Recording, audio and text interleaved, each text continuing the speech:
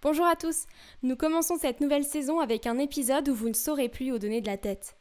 Pourquoi la ville de Solgne? Car il s'agit en fait de l'endroit idéal pour vous conter un grand classique de la littérature française, Minilou en vacances. Mais nous avons une version spéciale. Commençons sans tarder. Les grandes vacances, c'est toujours bien, mais quand on peut partir sans les parents, c'est carrément mieux. Cette année, Minilou et ses amis ont convaincu leurs parents de ne pas les accompagner.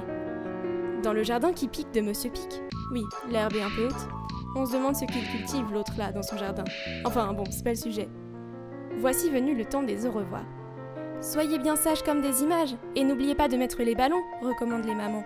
Les trois amis très impatients promettent en chœur.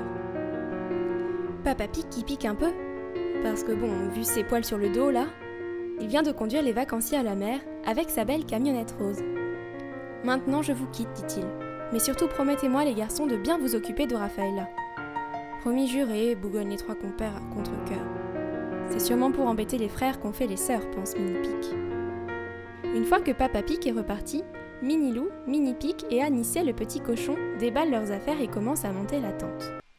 Mais qu'est-ce qu'il compte faire dans cette tente le petit cochon là, dis donc? Je peux vous aider? Demande timidement Raphaëlla.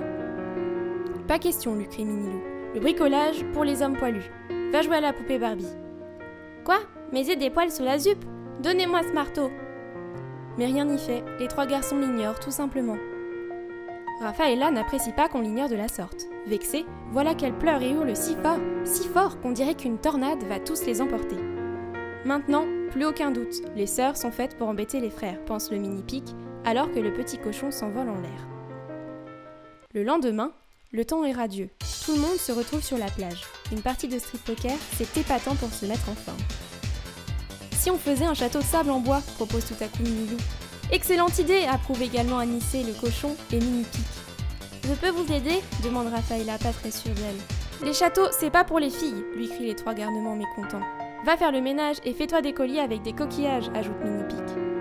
Mais l'idée des colliers n'est pas du goût de Raphaëlla.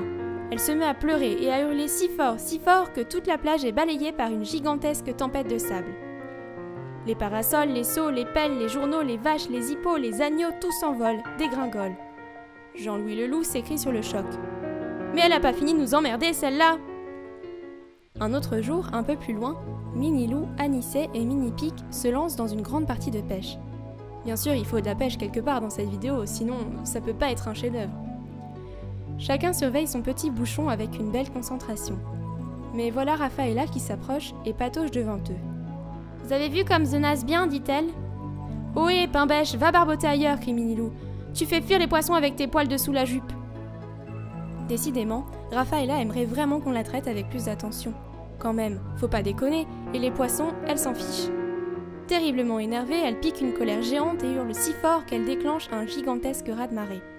Avant qu'il n'ait le temps de comprendre, Minilou, Anicet et Mini-Pic se retrouvent à l'eau, comme trois nigauds parmi les poissons ravis. Cette fois, c'en est trop. La patience des trois garnements a ses limites. Ils attrapent Raphaëlla et bondissent hors de l'eau. « Ça, tu vas nous le payer en espèces !» crie Minilou excédé. « Nous allons t'attacher à un arbre, là-bas, comme ça nous aurons la paix. »« Mais c'est de la folie !» s'écria Raphaëlla. « Vous avez un sérieux problème, les mecs !» Et hop, sitôt dit, sitôt fait. En 2 secondes, Raphaëlla est ficelée comme une vulgaire saucisse de Saarbrücken. Vous savez, les saucisses de 18 cm servies avec du pain de 2 cm.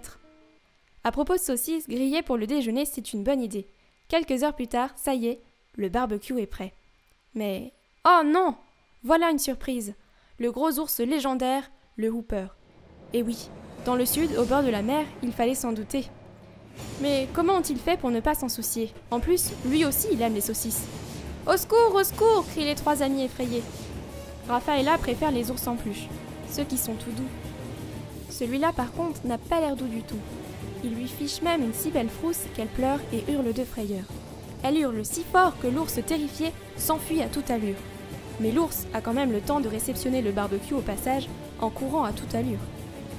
Minilou voit son barbecue partir et sursaute de frustration. « Quoi? Mais j'ai mis 15 ans à allumer le barbecue !» Il sort d'un geste vif la hache à viande et s'écrie en même temps. « Par la lame de l'Olympe, tu vas me le payer !» Il se met ensuite à poursuivre l'ours en courant de toutes ses capacités et en profite pour crier en même temps.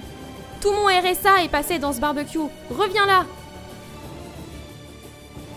Mini-Pic regarde son ami disparaître à l'horizon. Il regarde Raffaella en lui disant « Je te détache et on commande des pizzas ?» De suite, tout le monde crie de joie. Le soir tombe. Quel festin!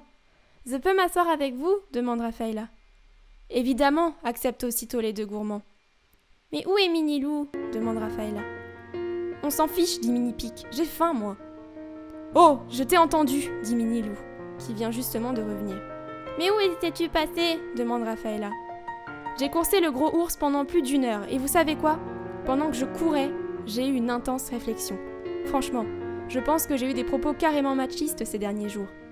Si tu n'avais pas été là, Raffaella, le gros ours m'aurait mangé tout cru. Et vu la consistance de ma saucisse, sa faim n'aurait clairement pas été comblée. De ce fait, je crois sérieusement que je vais me priver de repas pour ce soir et aller m'auto-flageller dans la tente, dit Minilou d'un air réfléchi. Minilou va dans la tente, constatant que ses amis ne l'écoutent pas. Ils sont bien trop concentrés sur leur pizza. C'est logique. Ainsi s'achève notre récit. C'est bon, c'est fini tes conneries, Loïc, là? Allez, c'est bon, ciao.